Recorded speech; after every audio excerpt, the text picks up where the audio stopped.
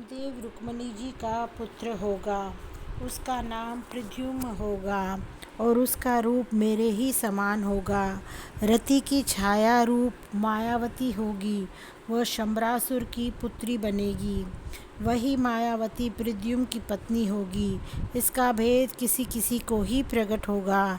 हे ब्रह्मा, तुम उसके पुत्र बनकर आओ और अनिरुद्ध नाम पाकर तुम मेरी भक्ति को प्राप्त करो। भारती जाकर वानासुर की प्यारी पुत्री बनेगी। जगदीश्वर अनंत शेषनाग जाकर देवकी के गर्भ में प्रकट होंगे।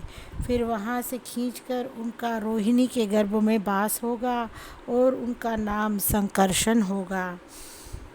सूर्य की पुत्री गंगा का अंश लेकर कालिंदी बनकर प्रशंसित होगी। तुलसी अपने आधे अंश से जाकर लक्ष्मणा बनकर सुशोभित होगी। सावित्री सत्या बनकर प्रकट होगी और नगनजीत की पुत्री कहावेगी। सरस्वती सेव्या बनकर परम सुंदर रूप वाली होगी और सूर्य की पत्नी संख्या सुंदरी रत्नमाला बनेगी। वसुधा सत्यभामा बनेगी और मित्रविंदा रोहिणी बनेगी। स्वाहा सुशील रानी बनेगी। मैं उसे अपनी पटरानी बनाऊंगा। पार्वती अपने आधे अंश से जाकर जामवती बनकर छवि छिटकावेगी। यह भी पटरानी बनकर सुशोभित होगी और अत्यंत रस से भरा मेरे प्रेम पावेगी। देवताओं के अंश पृथ्वी पर जाकर राजकुमार बनकर मेरी लीला में सहयोग करेंगे। कमला अपनी कला का विलास करके 16,000 कुमारियाँ प्रकट करेंगी, जिन्हें जाकर मैं अपनी पत्नी बनाऊंगा और प्रेम पूर्वक उन्हें अपने रनिवास में लाऊंगा। धर्मदेव अपने अंश से जाकर धर्मराज युधिष्ठिर बनकर अपने धर्म का पालन करेंगे। वायु एक अंश से भीम बनेंगे और इंद्र के अंश से अर्जुन बनकर आएंगे। दोनों अश्विनी कुमारों के अंश नकुल और सहदेव होंगे। इस प्रकार ये पांडु के पुत्र बनकर दुष्टों का विनाश करने में सहायक होंगे।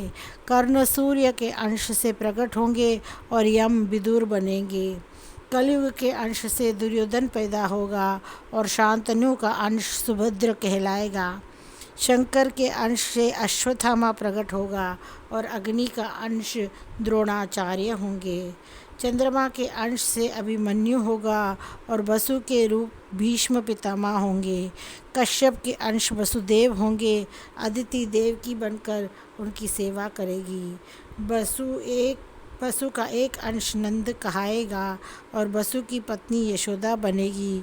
कमला के अंश से द्रौपदी होगी और अग्नि का एक अंश धृष्टद्युम्न भी होगा।